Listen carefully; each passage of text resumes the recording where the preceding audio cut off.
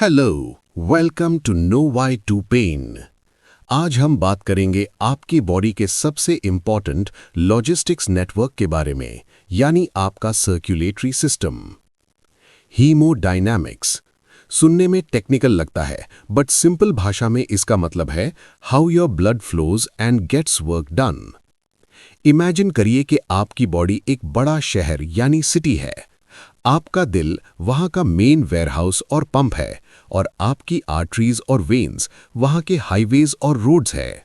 अगर सड़क पे ट्रैफिक जैम हो जाए या डिलीवरी लेट हो तो सिटी ठप पड़ जाएगी। बस यही है haemodynamics. It dictates the tempo of your biological life. चलिए इसको 4 प्रैक्टिकल सिचुएशंस में तोड़ते हैं ताकि हमें याद रहे। Brain power, healing, muscle building और खाना। 1. Work efficiency and the brain. आपने नोटिस किया होगा, कभी कभी काम करते वक्त ब्रेन फॉग फील होता है, सोचना स्लो हो जाता है, कंफ्यूजन होती है। ये क्यों होता है? The science. हालांकि आपका ब्रेन बॉडी वेट का सिर्फ 2% है, वो आपकी बॉडी की 20% ऑक्सीजन अकेले ले जाता है। जब आप कोई डिफिकल्ट मेंटल टास्क करते हैं, ब्रेन को वहां तुरंत ज्यादा खून चाहिए होता है। इस प्रोसेस को न्यूरोवैस्कुलर कपलिंग कहते हैं। Let us take one example. आप Amazon से कुछ ऑर्डर करते हैं। अगर डिलीवरी वैन गलत एड्रेस पे जाए या ट्रैफिक में फंस जाए तो पार्सल टाइम पे नहीं मिलेगा। जब सर्कुलेशन सही से काम नहीं करता तो एग्जीक्यूटिव सेंटर्स यानी जो प्लानिंग करते हैं उनको फ्यूल नहीं मिलता, leading to brain fog and mental fatigue. Research कहती है कि जिन लोगों का सेरेब्रल ब्लड फ्लो बेटर होता है, उनकी अटेंशन और प्रोसेसिंग स्पीड ज्यादा तेज होती है। अगर पाइपलाइन में प्रेशर या फ्लो कम है तो कॉग्निटिव डिक्लाइन जल्दी आ सकता है। टिप: इसलिए एक्सरसाइज करते वक्त जब हार्ट रेट बढ़ता है तो टेम्पररी तौर पर रिएक्शन टाइम इंप्रूव हो जाता है। 2. इंजरी हीलिंग, रिपेयर क्रू की स्पीड।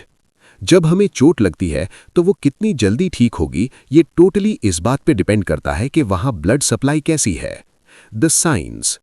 वुंड हीलिंग के 4 स्टेजेस होते हैं और हर स्टेज पे सर्कुलेशन बॉस है। 1. हीमोस्टैसिस, खून का रुकना। ब्लड प्लेटलेट्स को साइड पे लाता है ताकि क्लॉट बने। 2. इन्फ्लेमेशन, ये सफाई अभियान है। ब्लड वेसल्स फैलते हैं ताकि इम्यून सेल्स आके डेड टिश्यू और बैक्टीरिया को साफ कर सकें। 3. प्रोलिफरेशन, यहां नया टिश्यू बनता है। इसके लिए एंजियोजेनेसिस जरूरी है, यानी नई ब्लड वेसल्स का उगना। 4. मैचुरेशन, स्कार पक्का होता है। चलो इसे ऐसे समझते हैं। एक कंस्ट्रक्शन साइट इमेजिन करें।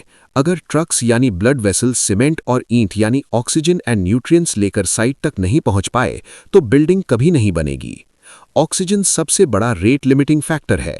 अगर ऑक्सीजन कम है, हाइपोक्सिया, तो घाव भरेगा नहीं बल्कि क्रॉनिक अल्सर बन जाएगा, जो अक्सर डायबिटीज के पेशेंट्स में होता है। 3. मसल बिल्डिंग, ट्रैफिक जैम का फायदा। जिम जाने वाले लड़के ध्यान दें, बॉडी सिर्फ लोहा उठाने से नहीं बनती, वो ब्लड फ्लो मैनेजमेंट से बनती है। The science. मसल ग्रोथ के लिए प्रोटीन सिंथेसिस जरूरी है, और सर्कुलेशन ही अमीनो एसिड्स और हार्मोन्स जैसे इंसुलिन, टेस्टोस्टेरोन को मसल तक पहुंचाता है। लेकिन एक कमाल की चीज है जिसे कहते हैं BFRT, यानी blood flow restriction training. Practical example and interesting twist. BFRT में हम हाथ या पैर पर एक पट्टा बांध देते हैं ताकि खून जाए तो सही पर वापस जल्दी ना आ पाए। Venous return blocked. ये वैसा ही है जैसे हाईवे पे ट्रैफिक जैम बनाना। जब खून वहां फंस जाता है तो मसल सेल्स स्वेल हो जाते हैं और हाइपोक्सिया यानी कम ऑक्सीजन क्रिएट होता है। ये स्ट्रेस मसल को मजबूर करता है कि वो हैवी लिफ्टिंग वाले फाइबर्स यानी टाइप 2 को यूज करें, भले ही आप हल्का वेट उठा रहे हों। रिजल्ट: कम वेट उठाकर भी हैवी लिफ्टिंग जैसी बॉडी बनती है क्योंकि आपने फ्लो को मैनिपुलेट किया है। 4. ईटिंग हैबिट्स, खाने के बाद नींद क्यों आती है? क्या आपने कभी सोचा है कि हैवी लंच के बाद ऑफिस में नींद क्यों आती है? इसका जवाब भी हीमोडायनामिक्स है। इसे पोस्ट प्रैंडियल हाइपरीमिया कहते हैं। जब आप खाना खाते हैं तो बॉडी को डाइजेशन के लिए एनर्जी चाहिए, इसलिए ब्लड फ्लो बाकी जगह से शिफ्ट होकर आपके पेट की तरफ चला जाता है। रेस्टिंग स्टेट में गट को 20 to 25% ब्लड मिलता है, पर खाने के बाद ये फ्लो हैवी मात्रा में बढ़ जाता है। प्रैक्टिकल एग्जाम्पल, ये रिसोर्स मैनेजमेंट जैसा है। अगर सारी पुलिस फोर्स ब्लड सिटी के एक इलाके में भेज दी जाए तो बाकी इलाके यानी ब्रेन या मसल्स थोड़े सुन्न पड़ जाएंगे। अगर आप हाई फैट मील खाते हैं तो ये ब्लड रश सबसे ज्यादा होता है। साथ ही ब्लड ही वो टैक्सी है जो ग्रेलिन, भूख का हार्मोन, और लेप्टिन, पेट भरने का सिग्नल, को ब्रेन तक लेकर जाती है। अगर सर्कुलेशन स्लो है तो ब्रेन को सिग्नल लेट मिलेगा और आप ज्यादा खा लेंगे, ओवर ईटिंग। कंक्लूजन, इंजन की सर्विस कैसे करें? टू समराइज, चाहे वो एग्जाम में फोकस करना हो, जिम में बॉडी बनाना हो या चोट ठीक करना हो, सब कुछ रेट ऑफ सर्कुलेशन पर टिका है। अपने इस इंजन को फिट रखने के लिए आप ये कर सकते हैं। 1.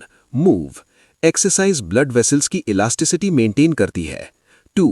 हाइड्रेट, पानी पियो ताकि खून गाढ़ा यानी विस्कस ना हो। 3.